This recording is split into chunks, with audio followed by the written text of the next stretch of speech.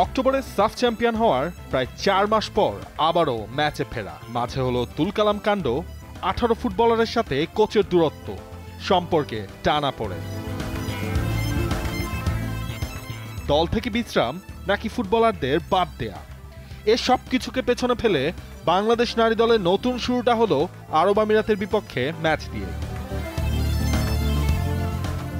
বাংলাদেশ ম্যাচটা হেরেছে 3-1 গোলে। র্যাঙ্কিংয়ে 16 ধাপে গিয়ে থাকা দলের বিপক্ষে এই হার থেকেও যে বাংলাদেশের শেখার খাতায় যুক্ত হয়েছে নতুন অধ্যায়।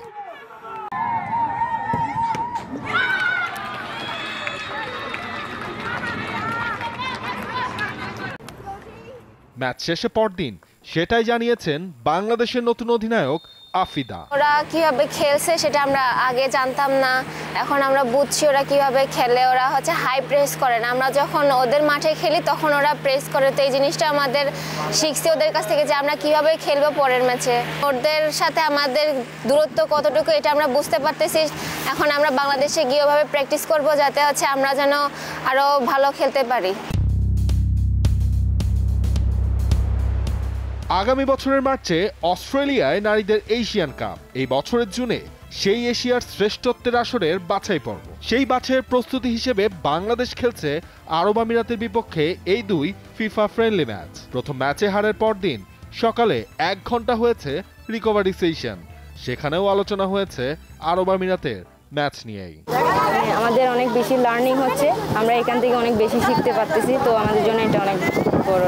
ফুটবলারদের সাথে বৃহস্পতিবার দুপুরে টিম হোটেলে যেয়ে দেখা করেছেন বাফুফের সহসভাপতি ফাহাদ করিম।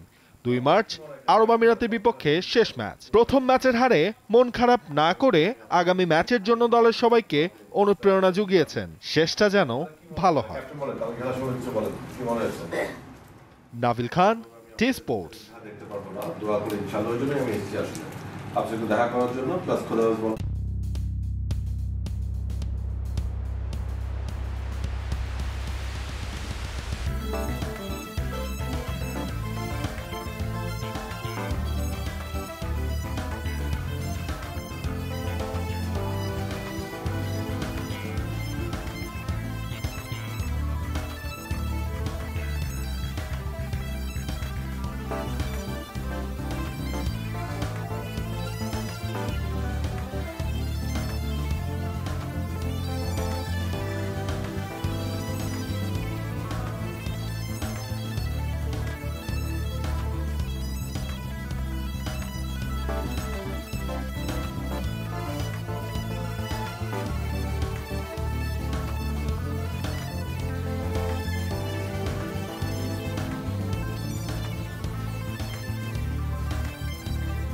For more updates, subscribe to our YouTube channel and click on the bell icon.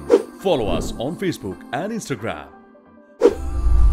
Download T Sports app to enjoy exciting games and highlights. Visit tsports.com.